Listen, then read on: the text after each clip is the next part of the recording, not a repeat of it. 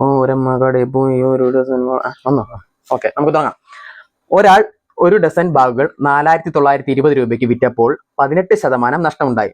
15% ലാഭം അയാൾക്ക് കിട്ടണമെങ്കിൽ ഓരോ ബാഗും എത്ര രൂപയ്ക്ക് വിൽക്കണം?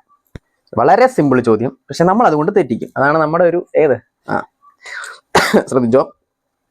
ഒരു ഡസൻ ബാഗുകൾ അതായത് 4920 രൂപയ്ക്ക് വിറ്റപ്പോൾ 18% നഷ്ടമുണ്ടായി.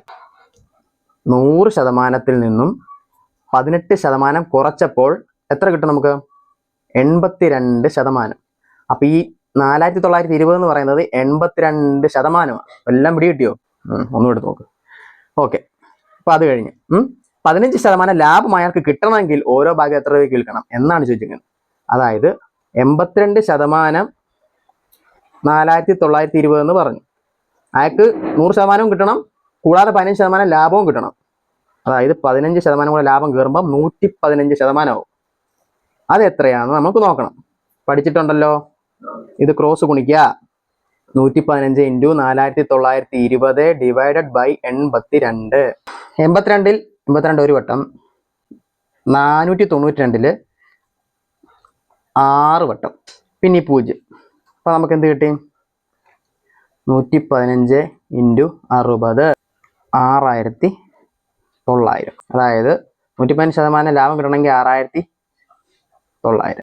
ഒരാൾ ഒരു ഡസൻ ബാഗുകൾ, ഒരു ഡസൻ എന്ന് പറഞ്ഞാൽ എത്ര? 12. ഓക്കെ, അത് മറക്കല്ലേ.